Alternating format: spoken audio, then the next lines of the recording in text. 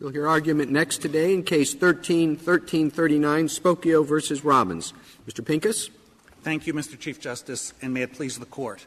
This Court has said that the irreducible constitutional minimum for standing is injury in fact, that the plaintiff suffered actual or imminent tangible harm. In Lujan, the Court said that Congress may elevate to the status of legally cognizable injuries concrete de facto injuries that were previously inadequate in law. Here, the Ninth Circuit held that there's no need for any de facto injury. A statutory violation that in some general sense relates to the plaintiff is all that's necessary, even though it has no tangible consequences. Let's say I agree with you that there needs to be a concrete injury, that Congress needs to have recognized something that looks like a concrete injury. But why isn't that exactly what Congress did here? So let me just frame it in a hypothetical. Suppose that there's just a statute. It's a little bit of a simpler statute, and you can argue with me or tell me why it might or might not be different, but I just want to understand your position. Suppose that there's a statute that just says that one of these credit reporting agencies shall not disseminate inaccurate information about people, or shall not do it willfully or negligently or what have you, but shall not disseminate inaccurate information about people. And then there's a cause of action that says if they disseminate inaccurate information in a credit report about you, you can sue. All right? Is that enough of a concrete injury for you? No, it's not, for three reasons, Your Honor. And let me preface my response by saying that, of course, that isn't the case with respect to three of the claims in this case, which don't have anything to do with inaccuracy. Okay, but let me just focus on what seems to be the gravamen of the claim. And why isn't the dissemination of false information about you in a credit report, why isn't it perfectly sufficient if Congress says that's a concrete injury? Well, I guess as a threshold matter, I think what the Court has said in other contexts is that Congress should clearly say that it is going beyond the tangible injuries that this Court has defined. The Court has had a clear statement rule. And so another difference between your hypothetical — I'm not sure whether your hypothetical has Congress clearly saying, and by the way, we are creating a cause of action for people who otherwise couldn't get into court. I'm sorry. Let me start. Well, maybe I can answer your question this way. You said that there were reasons why that was not a concrete injury. Yes. The dissemination of false information about a particular person. Why? Because to me, I'll just say, seems like a concrete injury to me. Well, first of all — I mean, if somebody did it to me, I'd feel harmed. And I think that if you went out on the street and you did a survey, most people would feel harmed. Most people would feel as though they had some interest that had been invaded. And Congress recognized that, thought it was a significant problem, passed a statute to deal with that problem. First of all, the common law tradition, which the Court has looked to, did not say that the dissemination of any false statement was an injury. To prove defamation, that's quite right. It's not completely in the common law tradition, but we've said many times that Congress gets to look beyond the common law tradition and gets to identify real-world problems out there in the world, harming people in real-world ways, and that, it seems, is what Congress did here. Well, let me answer your question in two ways. I want to explain why it isn't, and then I also want to explain why it's not what Congress did here. So why it isn't, there are places that the Court has looked for guides. One is the common law. Other kinds of torts, for example, in the restatement. Can you explain the common law versus the legislature? So if we have some historic practice where damages are awarded to someone who has no out-of-pocket loss, if the common law says so, it's okay, but if Congress says so, it's not? It's very strange.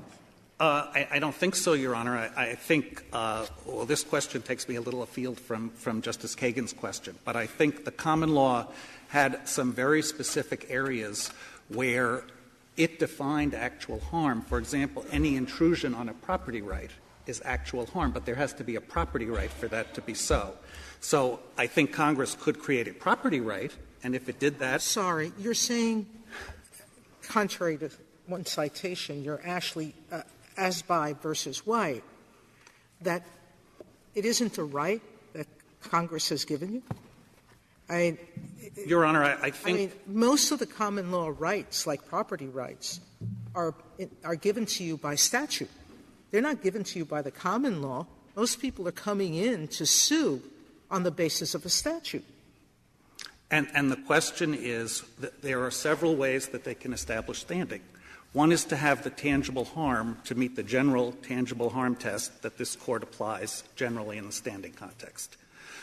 And that can be economic injury, it can be other kinds of injury, and the Court has applied that in a wide variety of contexts. The Court has also — it is also clear that in the property rights context, when Congress doesn't create, or the common law doesn't just create a right to sue, but confers a property right, the right to exclude generally, as the Court has put it, that any intrusion on that property right, on that right to exclude, is tangible harm. And the Court has made clear in the college — If I have a dozen or more cases that didn't involve property rights, where we didn't require economic harm, those would mean nothing to you. Your Honor, those legal rights, we just decided through the centuries, all those cases wrong. Well, I don't think — there certainly aren't any cases that my friends cite that meet that test. It's not just economic harm. It can be psychic harm. There are other — it can be discrimination. What's the answer then to Justice Kagan's question? You Okay, say it could be psychic harm, there could be economic harm, there could be all kinds of harm, and that being so, why isn't what she said right, that one kind of harm could be the harm suffered when somebody tells a lie about you or gives false information? What's different? It could be, if I can just finish my answer to Justice Sotomayor, because I just want to make clear, and I think the college savings case is a perfect analogy here, that every cause of action does not confer a property right. The Court there made that clear, and that's why the property right rationale doesn't apply here. Now, turning back to Justice Kagan's question, I think there are other areas other than defamation where there's some guidance about what constitutes tangible harm. For example, in the false light cases, the restatement has a comment that I think this is a restatement second of torts 652E comment C that's very on point. It says, complete and perfect accuracy of published reports concerning any individual seldom attainable by any reasonable effort, and minor errors such as a wrong address or a mistake in the date of employment or similar unimportant details would not in the end. These are not unimportant details. This is they basically got everything wrong about him. You know, they got his marital status wrong, they got his income wrong, they got his education wrong. They basically portrayed a different person than — Well, Your Honor, your hypothetical, though, is any false statement, and I'm trying to respond to why a rule by Congress of any false statement wouldn't qualify. So there are some legal precedents that tell us — Here's the thing, Mr. Pincus. It seems to me that the one thing that we have to say Congress is better at than we are is identifying concrete harms. I mean, it's perfectly fine, and I agree with very large portions of your brief when you say they have to have identified a concrete harm, and say, fine, yes, they do.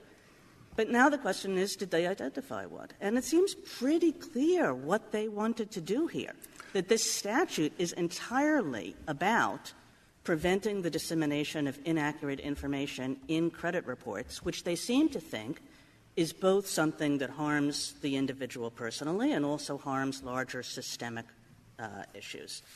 And then they gave the cause of action to the people it harmed personally. And I guess, you know, I mean, don't we owe them a little bit of respect that they've actually identified a real-world harm that's out there? Well, I think there's a threshold assumption in your question that Congress actually identified that as a real-world harm. And I think there are two problems with that.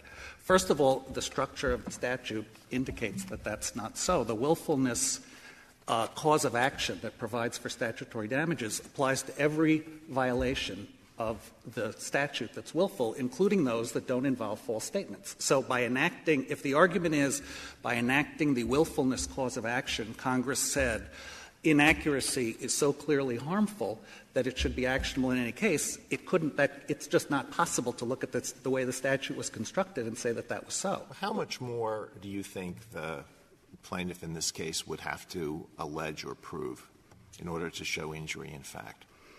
I think that if the plaintiff could show that there was some consequence to him, from the false information, something happened to his credit, something happened to an employment contract. But that's a really hard thing to do, Mr. Pincus. Well, there's actually — people get these reports, and you don't know what they're doing with these reports. They might have not given you a job for that reason, or they might have not given you a job for some other reason. They might have not given you credit for that reason, or they might have not given you credit for some other reason. I mean, it's actually the quintessential kind of injury that you will never be able to detect and surely not to prove.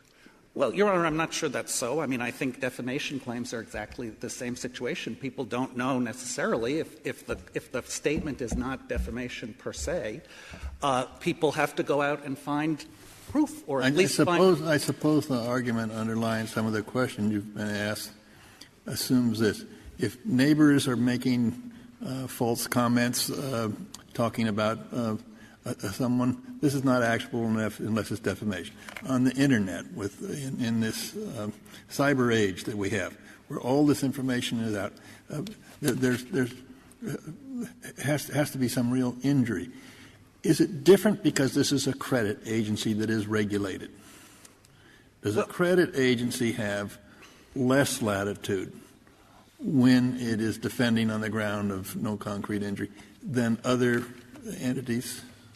Well, I think there's a threshold question, Your Honor, of whether Congress made the determination that there should be a different treatment for credit agencies. And I think for the reason that I gave about how the willfulness claim came into the statute, it's hard to say. But I think also But this statute applies just to credit agencies. That's what I was asking. It does, although one of the real-world litigation problems with this statute is that lots of the claims are asserted against entities that claim they're not credit agencies, and that sort of, in the real world of litigation, falls out, is not something that often gets decided before the class gets certified. But I think it's important to — in this case. Excuse me? It may have been disputed at an earlier stage, but now it's accepted that the defendant is a credit reporting agency. Well, it hasn't been ruled on by the lower court. So as the case comes to this court, yes, we must assume that's true. That's the posture. But I think, going back to Justice Kennedy's question, I think what Congress did here was to create a massive number of regulatory requirements that are imposed on credit reporting agencies. And all of those regulatory requirements together were supposed to produce accuracy. I think there can't be it's not logical to impute to Congress a finding that the violation of any one of those many, many, many requirements is actionable in the absence of real harm. Isn't that, though, a question of the application of the statute? No, I think it doesn't invalidate the injury here, because this is the quintessential violation of the statute. He's saying they don't have reasonable procedures to check their accuracy. We know from the purpose section of the statute that that's what Congress wanted, reasonable procedures. He's going to have to prove that. Number two, he says, the information about me is false. I'm going to assume, for purposes of this argument, because we have to, that, and so does the court below with respect to standing, that much of that information is inaccurate. I will tell you that I know plenty of single people who look at whether someone who's proposed a date is married or not. So if you're not married and there's a report out there saying you are, that's a potential injury. Now, I know the court below said it was speculative, but that's what Congress was worried about, both creditworthiness and your stature as a person, your privacy, your sense of self, that I can identify myself with some — others can identify me with some accuracy. Well, respectfully, I'm sorry. I guess my question is, we've now taken a word, concreteness, that the court in recent years has applied to injuries by citizens and when they can bring actions or not. A generalized grievance, we said, of a taxpayer is not concrete enough. We've taken this doctrine, and you're trying to superimpose the word concrete into legally created rights. But for 2 decades, I mean 2 centuries, we've always said in our case law that injury in fact is the breach of a legally recognized right. Where do we have a right? I think that's Justice Kagan's question. No, to create another can I- requirement. Why don't you answer Justice Sotomayor's question first? Respectfully, I don't think that the cases say that. We discussed them in detail in our blue brief. I think what the Court said in Worth and Linda R.S.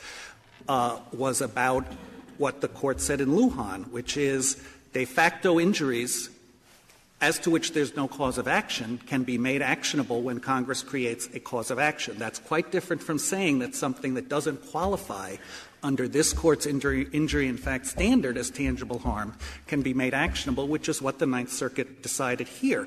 And I also I want to also I agree with you entirely on Okay, that. can I just go ahead. I just want to also sort of distinguish in responding to your question. I think there are two questions. One question is a false statement, does a false statement by itself inflict tangible harm within the meaning of this Court's generally applicable injury in fact standard? If it does, it does.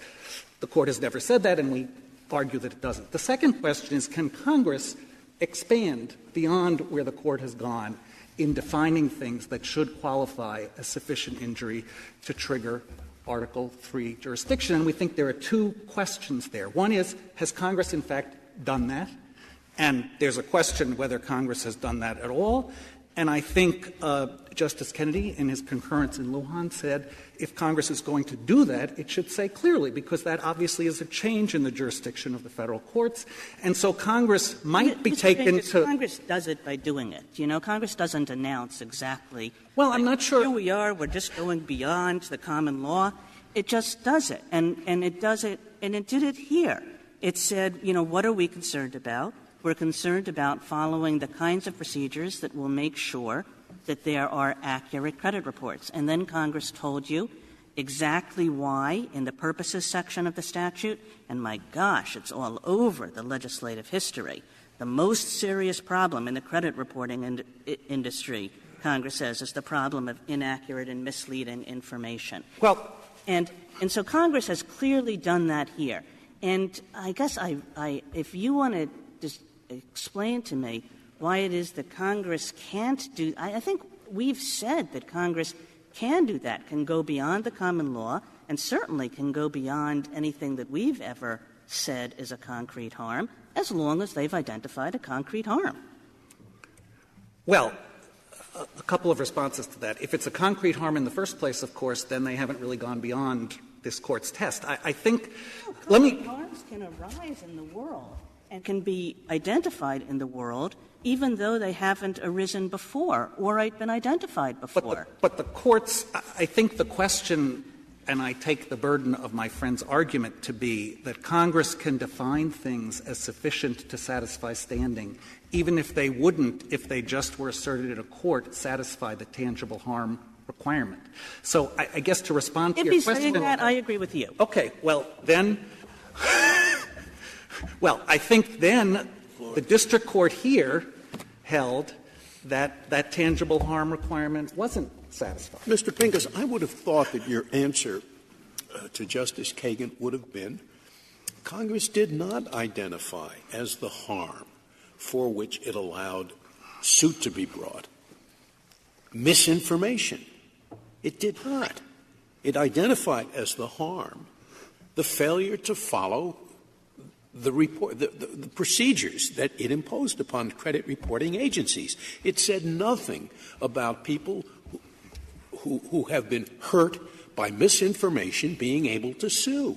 It said anybody can sue who's been reported on if the agency failed to use the procedure. So, in fact, Congress has not identified misinformation as a suable harm. That's not what this statute does. And I apologize if I haven't been clear. Isn't that your answer? That is exactly our argument. That Congress here created a remedy for any regulatory violation, and many, many, But many. why did Congress do that, Mr. Pincus? Congress did that as a safe harbor. We are not — it's a kind of industry-friendly act that Congress did. It said we're not going to punish any old inaccuracy. We're giving you a safe harbor. As long as you followed a certain set of procedures, don't worry about it. But that procedural requirement, this is exactly what Lujan says It's a procedural requirement, the disregard of which could impair a concrete interest of the plaintiff. And we distinguish that from procedural requirements in vacuo. And that's what this is. It's a procedural requirement, the disregard of which can impair your interest in being represented accurately in credit reports. Well, there are some problems with that, Your Honor. I mean, there are many of the — Excuse me, that would lead to the conclusion that anybody can sue. Exactly. Not just somebody whose information was wrong. Most of the — if I may, Your Honor, most of the statutory and regulatory requirements have nothing to do with falsity. They have to do with not following rules. There's nothing in the cause of action that says you can only sue for willfulness if the statement is false. It says any willful violation of this entire regulatory statute. So the idea that Congress — Any person who willfully fails to comply with any requirement imposed upon this subchapter with respect to any consumer is liable to that consumer. So it's not the whole world.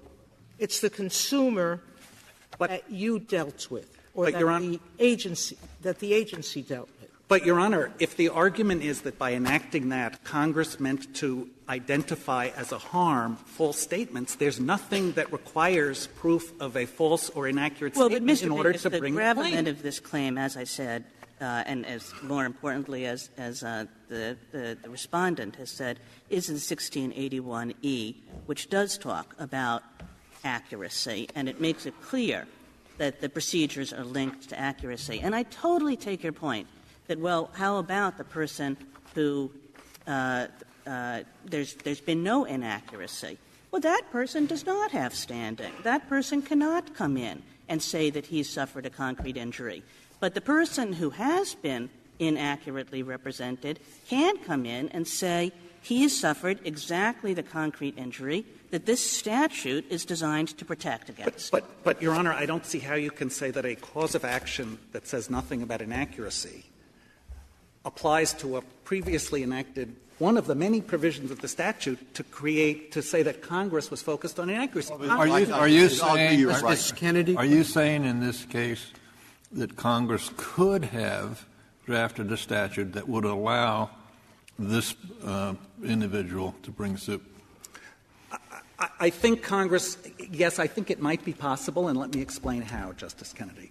I think, first of all, to respond to one of Justice Kagan's earlier questions, I don't think it's crystal clear what Congress was doing here, because I think the most likely interpretation of this provision was it was enacted against the background of this Court's jurisprudence, which requires tangible harm, and what Congress was most likely saying was, we know that monetizing that tangible harm in this context is hard, so if there's a willful violation, we're going to give you a minimum recovery. I think the reason why it makes sense to require Congress to speak clearly if it is going beyond what this Court has required for tangible harm is precisely because it is necessary to identify that Congress actually intends to give access to the Federal courts beyond that which would be true under this Court's otherwise applicable jurisdiction rule, and it didn't do that here because of the willfulness layered on top of all of the statutory violations, and I think also the fair way of looking at this statute is as a complex of regulations which Congress thought,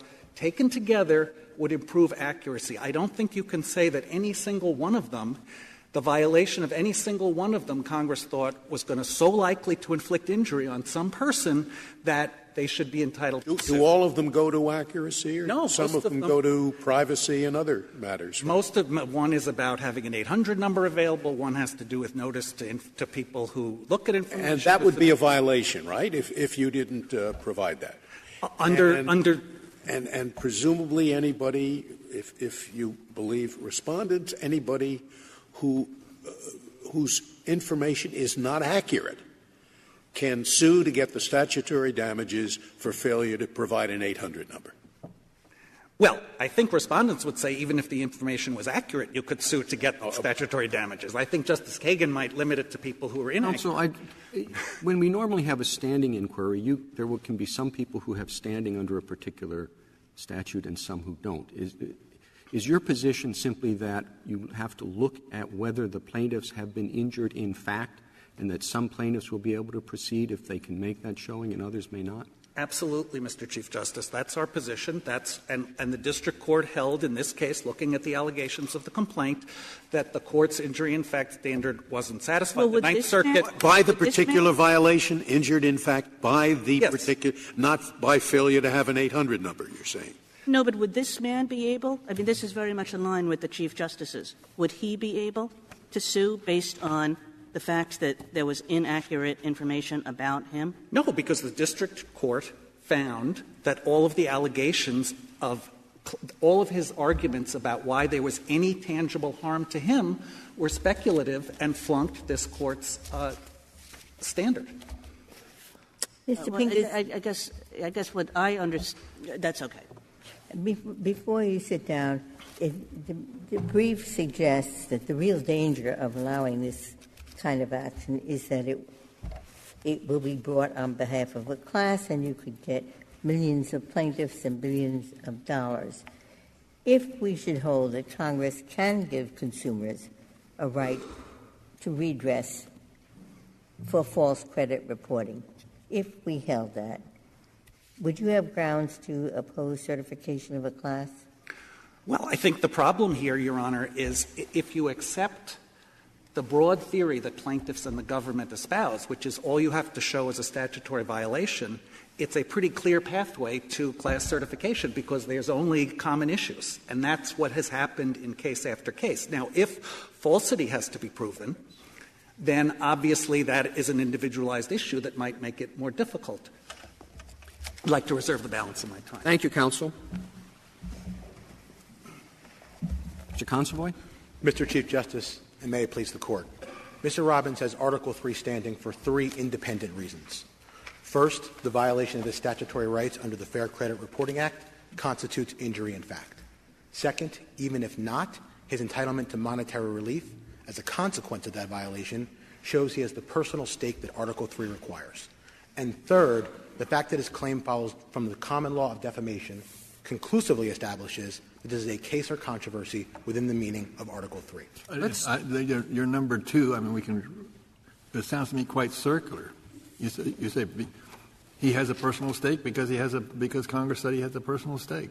Do I understand your argument? I view it just like a contract case. So if this were a contract instead of a statute, and the same duties and liabilities came to be, and it was a liquidated damages clause, he had a duty that was violated, he had an entitlement to money. The one thing the Court would not do in that case is look behind the entitlement to see whether he really was harmed in some other way than otherwise being owed the money. All Congress has to do is provide for damages, right? No, it has to do much more than that. It has to still create an interest, a discrete legal interest that's personal to him, that is not a generalized grievance, that is not an undifferentiated harm. It has to do all of those same things. The point where we get but that is a harm. It is a harm. And you said it's a harm because he can't get the money that he was provided. But that's circular. So the violation of a legally vested interest at common law in this Court's decisions throughout has always been deemed a concrete harm. Going back to Tennessee Electric, where the Court narrowly used to say that a legal right was an injury. Then, in Camp, the Court expanded beyond that to say, no, practical injuries, too, can be legal injuries. But it never negated the earlier, more difficult test. What about law that says you get a $10,000 statutory damages if a company publishes inaccurate information about you? You have an unlisted phone number. You don't want people calling you. The company publishes your phone number, but it's wrong. That is inaccurate information about you, but you have no injury whatever. Can that person bring an action for that statutory damage? Congress has a lot of work to do there. Sorry? Congress has a great deal of work it needs to do to show. But do you have standing? Do you have injury in fact? When you don't want people calling you, the company publishes a false telephone number. Whether Congress has a lot of work or not, at the end of the day, can you recover those statutory damages? If Congress identified the interest of you receiving a phone call, and that's the injury, and you don't receive the phone call, you haven't suffered the injury Congress identified. No, I'm sorry. I'm sorry. The injury they identify is we don't think companies should publish false information about you. Is at the end of the standing inquiry to say they published false information about me? Or do you have to ask, were you injured in some way by that publication? No. Congress has done its job there. So what would you say the injury in fact, not in law, but in fact, is in that case? So I don't think the contradistinction is between an injury in fact and an injury in law. A legally vested interest, whether it's created by Congress or created by the common law, is itself a concrete injury. But our cases have always said actual injury in fact. And I thought that meant that that was different than actual injury in law. You're saying when we say injury in fact, we really mean injury in fact or injury in law? No. I don't really think there is a term injury in law. I've not seen it in the cases. What I do see, going back to Camp, which is the first case that uses the phrase injury in fact, that concept was designed to get at two really important things. One, that the harm is not speculative, and not to play word games, but I think it means that you are in fact injured, as opposed to that you have actually been injured. And the second, that it's not a generalized grievance. That's a very different question. I understand generalized grievance. You can't just say, even I think you gather, any citizen of the United States can sue about this. You have to particularize it to some extent. But that's a different question as to whether there's actual injury. So I think the Court uses the phrase concrete and particularized. That's two companion words, I think, getting at these same concepts. Now, two things have to happen. One, to show that it's a differentiated claim, that it's not a generalized grievance, you have to identify a subclass of people who are distinctly harmed other than the general population. That's the concrete part. That's what Schlesinger says. Oh, I would think that's the particularized part. The particularized part is that you're among those people. You need both things. But how in the Chief Justice? But the law concrete has nothing to do with particularized. It means it is the only way to put it is an injury in fact. And I was going to say the Lujan case says de facto, which is actual, existing in fact, having effect even though not formally or legally recognized. So, yes, and then the concurring opinion explained that it didn't — your concurring opinion, Your Honor, said that Congress could also play a role in that in identifying those injuries. And here it did. Now, this is my own view of this, maybe no one else's, but you sound as if we are describing a form of what used to be called the public action, of which there were no such examples in federal law. Those states have them. And because you want people who aren't hurt, in fact, to be able to sue.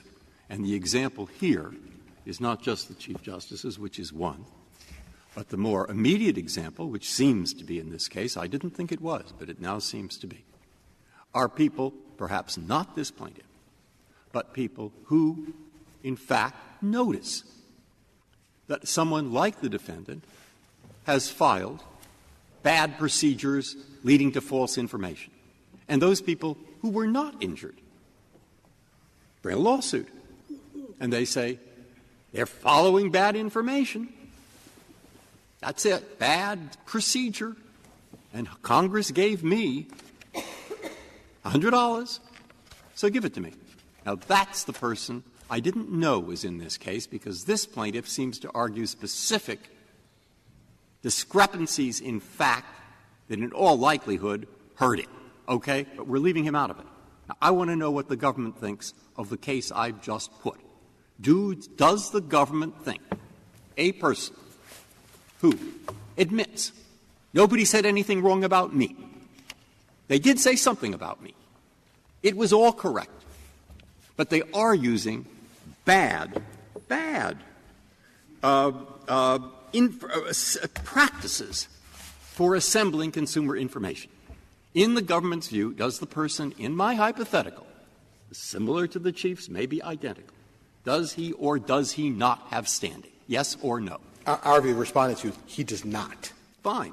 If you say he does not, then we are limiting this case to the case of people who are victims of not just bad practices, but false information about them, and that's what the words with respect to any consumer mean. They mean any consumer who has obtained, who suffers from false information. If that's the government's position, then it's not a public action. It's a private action. That is Respondent's position. In relation to that, can I just ask you something about that goes to how Spokeo operates? Is there anything here to indicate that anybody other than Mr. Robbins ever did a search for him? Not on the record that I'm aware of. Then isn't that quintessential speculative harm? In my understanding, you correct me if I'm wrong, you don't have files someplace for every person in the United States, or you have databases, and you will do a search if somebody asks you to do a search. I assume you wouldn't say that somebody as to whom there never had been a search would have standing, right? Even if it would be the case that if there was a search, it would come up with a lot of false information. So for it to be a consumer report, there must be a communication to a third party. So we have alleged communication to third parties. At the pleading stage, that must be accepted as true at this point. But Spokeo, I believe, on their website does not share that information, who searched for you. And this is really important. It is almost impossible to know. If he applied for a job with a major employer in this country who had 5,000 job applicants, and they pull his report, here is what Spokeo is selling. We are the arbiter of truth. If it says he went to college A on his resume and we tell you he went to college B, he is a liar. If he says he is 30 years old and we say he is 55 years old, he is a liar. That is their business. That is what they are selling. There is no way. I thought they had some disclaimer that Spokeo does not verify or evaluate each piece of data, makes no warranties or guarantees about any of the information offered. And how is that saying if it's not accurate, he's a liar? And then it then it promotes its service, and this is in the FTC report and also in the complaint, to human resources executives saying, if you want to run employee checks, come to us. It would be a strange business if they said, come to us, but who knows if what we're telling you is true.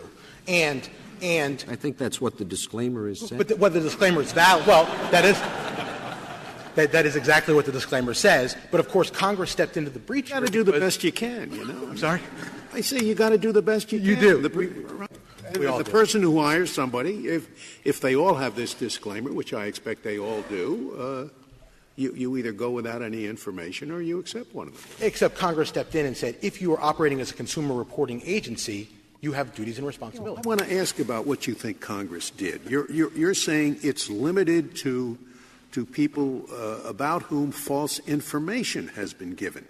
Suppose Congress enacts a statute that says everybody has a right to sue for exorbitant expenditures by the Department of Defense. This affects everybody, the $900 toilet seat and so forth. Everybody can sue. That clearly would not be allowable. But suppose somebody is a disappointed bidder for the toilet seat, and he sues under that statute. And he said, oh, yes, the statute didn't just say that disappointed bidders can sue or that anybody who's proximately affected can sue. It said that everybody can sue. But I, in fact, have been proximately injured, and therefore I ought to be able to sue. Do you think that would be true? Likely not. Likely not, and here's why. Well, why is this case any different? You're saying only people who have been injured, assuming that false information is injury, only they can sue. But the statute doesn't say that only they can sue. It says that everybody about whom Spokeo did a report can sue. So it says this statute does things that the hypothetical statute does not. This statute says, starting with the cause of action, if you have done something that violates the statute with respect to a specific consumer, that consumer can sue you. Right. Then, second, you look at the provision that we are basing the claim on here, the reasonable procedures provision. So that provision in particular, which is the only one before the court. Where do you get the necessity of injury in fact? So it's where do you get the necessity that there have been false information which you assert is there? So it says reasonable procedures to ensure maximum possible accuracy. Procedures to ensure maximum. That doesn't mean there has to be accuracy. No. Congress actually did something better for the industry. They gave them a limitation on liability. So Congress thought about giving strict liability here. And keep in mind, Justice Scalia, Congress preempted almost all state law claims here. They preempted state law defamation.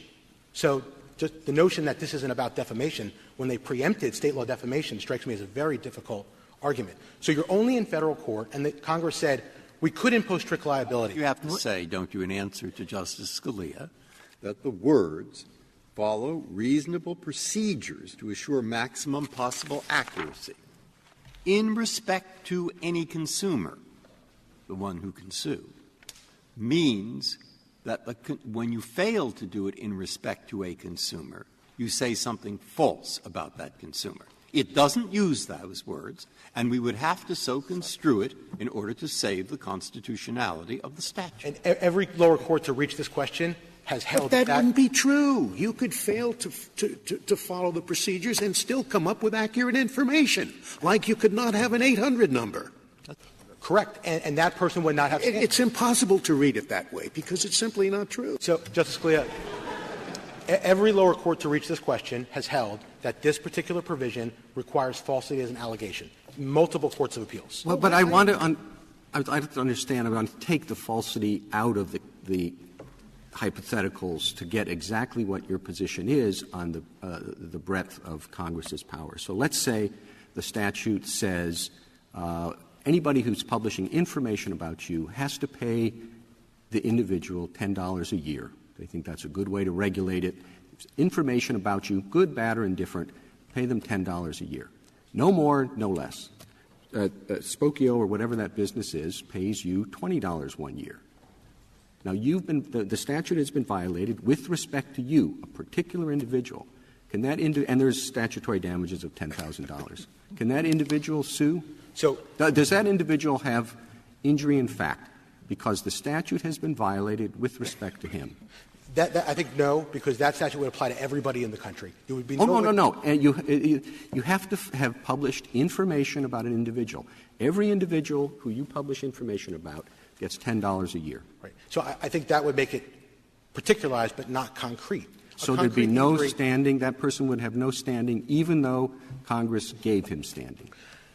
Congress can confer substantive rights that lead to standing. Yes. But not everything Congress does will confer a substantive right that differentiates you from the general population. So if the statute says $10, no more, no less, he gets $20, does he have standing to sue under that statute? I don't think so, because it would apply so broadly to everybody. No. I said this just before. They have to have published information about you. If they don't have to pay you anything. Right. And my answer is that would make it particularized but not concrete. Isn't there always a materiality question?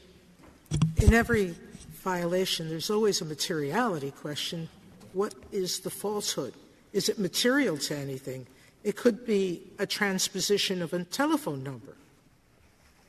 That's right. There is a de minimis aspect to the statute as well. But that is right. And even innocuous things can also cause Mr. Constable, can I just make sure I understand? You said you need for the information to be inaccurate to have standing here. That is going to mean that the class as you've defined it is not going to be certified. And I think that that's the right answer, but I just want to make sure that we're on the same page here. Yes. So the class was, and this is going to come up later this term in the Tyson case, but the class has to be defined as broadly as it was because of what's called a fail-safe problem.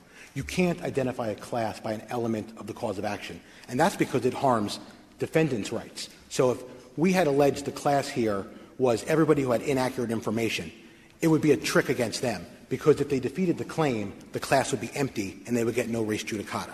So at certification, we're going to have to narrow the class, and we're going to have to come up with common proof, because we can't identify the class by the allegation. So what happens is, take the algorithm issue. So we will have to allege under B3, 23B3, that a common algorithm led to all the inaccuracies. But if they do, that is a certifiable class. And one very quick thing. You said in your brief you're really only suing under 1681 EB. Mm-hmm. Can I understand that to be that you're waiving all claims of other things? No. I think, and let me explain. We read the statute this way. There's a reasonable procedures requirement. That is a general framework. Some of that is discussed in the regulatory commentary, explains what that is. But the specific things mentioned in Count 1, Count 2, and Count 3, the furnisher notices, the user notices, and the toll-free number are specific examples of reasonable procedures they failed to follow. They support the general claim. Are you saying you get the statutory damages for the 4 claims that you listed, or is it only what you've called the overarching claim? And then in one footnote you said these other claims are just supportive of the main claim. Right. So are you asking for 4 times the statutory damages, or are you saying, no, this is really one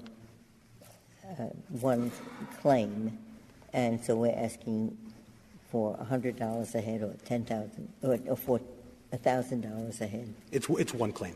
And it's one claim. It is, yes, Your Honor. Now, these are big picture questions, but this case can be resolved on a much narrower issue. This Court has always held that if the cause of action you allege can be found in the common law and is developed from the common law, as in Stevens, that you have standing. This claim for false information follows directly from the common law of defamation. The Ninth Circuit didn't address that question, did it? I mean, as I understand it, I'm looking at the footnote, on page 9A. It says it doesn't matter because the statutory injury in law is enough. Right. No, well, but the statute follows from defamation. Just as in Stevens, it was about the statute. It wasn't about the particular individual. They said the Keatam statute followed from the common law there, just like this statute follows from the common law of defamation. And remember, how does it follow from the common law of defamation? I mean, you could not bring a defamation action because somebody said something false about you. It was either in one of those areas where it is presumed to be damaging, such as it's, about your moral life or something like that, or your incompetence in your profession, or else you had to show positive damage. How can you say that it's so in Steel common law? In Steel Company, Your Honor, the Court said it must be in the tradition of the common law of the sort, not precisely replicated. Oh, I see. Okay. Not precisely replicated. Close enough. Okay. Thank you, counsel.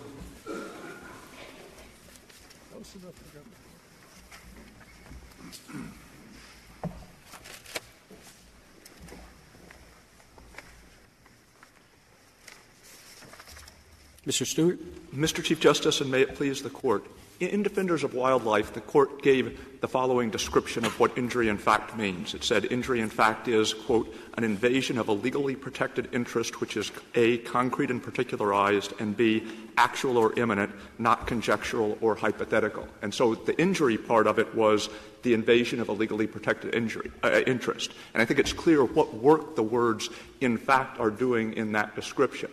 If Mr. Robbins had alleged that Spokeo is circulating a lot of inaccurate consumer reports, and I'm afraid they'll do one about me, that wouldn't be good enough. What happened to concrete and particularized? Well, particularized. We say that in G, a whole lot of cases. That didn't appear in that quote you gave? It did. It's say it again? Actual or imminent. Well, concrete and particularized, and actual or imminent, not conjectural or hypothetical. And the Court has explained both the terms concrete and particularized as aspects of the requirement that the wrong be done to the particular plaintiff, not that it be done to the community as a whole. And the Court used the terms that way in Schlesinger. Mr. Stewart, let's say your Congress thinks that the President is not doing enough to stop illegal immigration. So it passes a law that says anyone in a border state, so it's particularized, who is unemployed may bring an action against an illegal immigrant who has a job. And they get damages, maybe they get an injunction.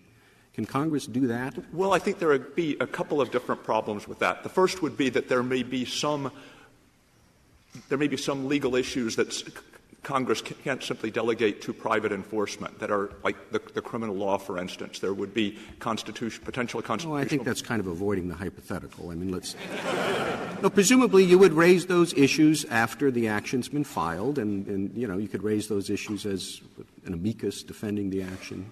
I mean, I think that would typically, when Congress has done this, and in all the common law analogs that we've cited, the class of people who could file suit would be people whom the prohibited conduct had a natural tendency to harm. Yeah, we're talking about Congress says, well, people who are unemployed, illegal immigrants, have jobs. They should be able to sue to stop that because Congress thinks the president isn't doing enough.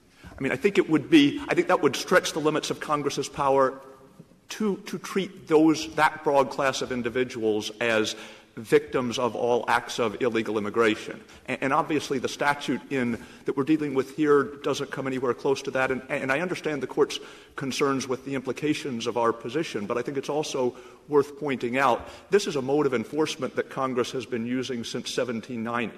In the first Copyright Act, Congress enacted a provision that said if there's infringement, the copyright owner can get actual damages if he can prove them, or failing that. I mean, you know the objection behind my hypotheticals, yes, which is Congress can say basically to a group of citizens, you get to enforce one of our laws because we're giving you a cause of action. It doesn't matter whether you've actually been injured or not. We just have to particularize it to some extent. And I would have thought that the president would be concerned about Congress being able to create its own enforcement mechanism. I thought that you would be concerned that would interfere with the executive's prerogatives. I think when we get to the point of the hypothetical where any unemployed person in the state is treated as the legal victim of every act of unlawful immigration that occurs into that state, we do have concerns. But the statute we're dealing with here says the statute we're dealing with here treats everybody about whom false information has been given as somebody about whom false information that harms him has been given. I mean, the class is not coextensive with those that are harmed, and it's the same in the Chief Justice's hypothetical. The class is not coextensive with everybody who has been cheated out of a job by an unlawful immigrant. Well, again, leaving aside the possibility that immigration is something that can't be dealt with by private suits, if there was some particularized connection required, if the person could show that he applied for the job that the illegal immigrant received, that would be a much different sort of statute. Here, the statute we're dealing with doesn't say in the community. In the border states is not proximate enough for you. Let's just say anybody who is unemployed in the community where there is an illegal immigrant can sue. I think that's still probably too broad a class, and I understand the allure of the hypotheticals, but you could do the same thing with rational basis review of substantive legislation. You could come up with endless hypotheticals about statutes that were just at the border between really stupid and so stupid as to be actually irrational. Our difference is that this is dealing with the requirement of a case or controversy which has always been recognized as at the core of Article III jurisdiction, and we have a legion of cases that say you have to have actual injury.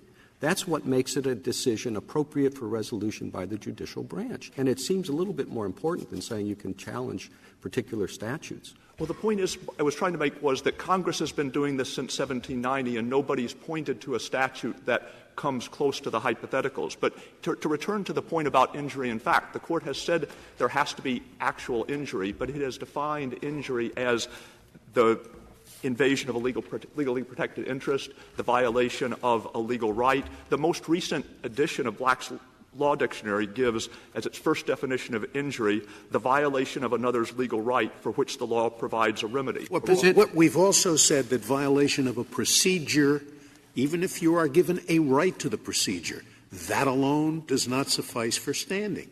That is a procedure that is a procedure in vacuo that leads to nothing.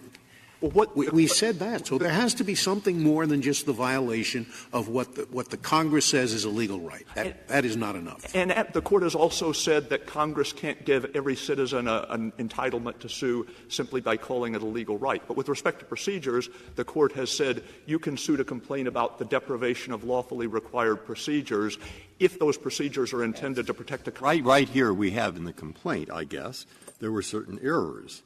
A photograph of the wrong person, a statement that he's in his 50s, he isn't, that he's married, he isn't, he's employed in a professional or technical field, he isn't, that he has children, he doesn't, that he has a graduate degree, he doesn't, that his economic health is very strong, it isn't, and his wealth level is in the top 10%, it isn't. Okay? So that, I gather, is what he is complaining about. Something like it. Fine. Exactly. Now, for purposes of deciding this case, Are we simply to refer to this and say this is a case about a person who's complaining this? And is this, which I just listed, a sufficiently concrete injury? Yes, absolutely. And then that's not what the Ninth Circuit based its decision on. The Ninth Circuit says he has standing by virtue of the alleged violations of his statutory rights without respect to whether there was harm to his employment prospects or related anxiety. So I would suppose if we're going to decide it on that basis, we have to determine that the Ninth Circuit's rationale was wrong. I'm sorry I don't have the exact wording in front of me, but if you look at the very first sentence of the Ninth Circuit's opinion, the Ninth Circuit says the question we confront is whether a person has injury in fact when false information about him is disseminated. Now, the Court said we don't have to decide what is added to the complaint by the allegations that employment prospects were actually harmed. And it's also true that the Ninth Circuit didn't analyze the question that it framed in quite the way we would have. It didn't rely on the defamation analogy. It relied on the statutory right. But it still described the question before it as whether a person has injury to complain about. And Mr. Stewart, if I could just, maybe this is the sentence that you're talking about. At one point, the Court says the interests protected by the statutory rights at issue are sufficiently concrete and particularized. Now, look, it's not a good opinion, and then it doesn't tell you why it is that they're sufficiently concrete. But they clearly held that they were sufficiently concrete. They understood that as part of the test. The other point I would make, I agree with that, and the other point I would make about defenders of wildlife is the statute at issue in that case said any person can sue to complain about particular types of Endangered Species Act violations. And the Court said that's just too broad. Congress can't do that. But it didn't say, therefore, the authorization to sue is a nullity and we don't have to worry about whether this plaintiff has standing to sue. It analyzed in depth the allegations and the evidence that the particular plaintiffs and defenders of wildlife had put forward and said this is insufficient. And then later in Bennett v. Speer, the Court applied the same Endangered Species Act provision at the behest of a plaintiff who did have standing. So it isn't the case that if Congress fails to draw exactly the right line, people who would have been within the right line are out of luck. I think the allegations of the complaint are the important thing to focus on. With respect to the defamation analogy, I'd say Congress in one sense is broader than common law, and in another sense it's narrower. It's broader in that the statute certainly sweeps in categories of types of falsehoods that wouldn't have been defamation per se at common law. On the other hand, it applies only to consumer reports, documents that are intended to be used for concrete, primarily economic purposes. Thank you, counsel. Mr. Pincus, you have 3 minutes remaining. Thank you, Mr. Chief Justice. Justice Kagan asked a question earlier about how could people find this. You know, our legal system is people have to have allegations that they're harmed, and I'd urge the Court to look at the public justice amicus brief on the other side of the case for a whole series of claims in which the people filed and they were able to make allegations of actual harm. The argument that the Ninth Circuit relied on falsity is a fiction. The first sentence, the overture of its opinion, mentions that there's an allegation of falsity. There is not a word in its standing analysis that refers at all to falsity. It relied on statutory violations, period, including the violations that say nothing about falsity. Are we ruling on the outcome, or are we ruling on the reasoning?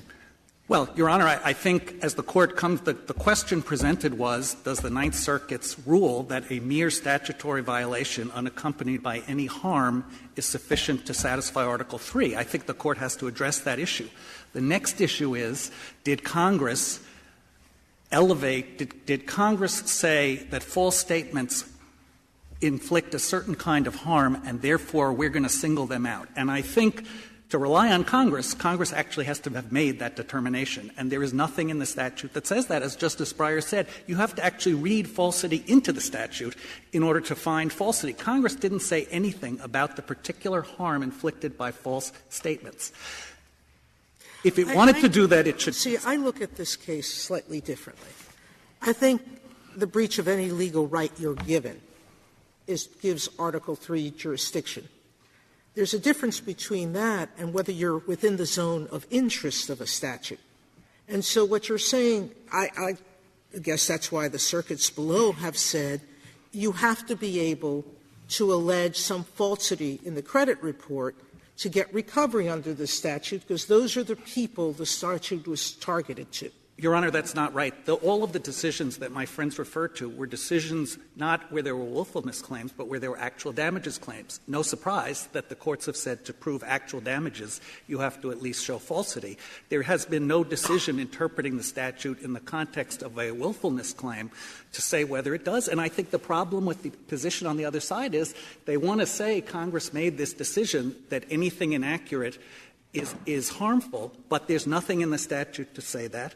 Congress should speak clearly if it wants to do that, and then this Court has to review that determination. And I think the question would be, is the class defined by Congress sufficiently congruent with tangible harm to satisfy Article III? And I think here the class of all inaccuracies can't possibly be a class of people, most of whom are going to suffer actual harm. We have one brief, the brief of the restitution scholars, who say if this Court says that you have to show some harm, what happens to all the restitution cases where you measure the relief by the gain to the defendant? There has been no loss to the plaintiff. Your Honor, restitution is all about a measure of damages. In all those cases, often they're breach of contract cases, there's harm. The property interest conferred by the contract has been violated, and the question is a measure of damages. In the fiduciary duty context, as in the property — What is the harm the neighbor who puts a toe into his neighbor's land? It is the intrusion on the right to exclude the property interest created by the common law, and this statute doesn't create a property interest, so it can't be upheld on this basis. Thank you, counsel. Case is submitted.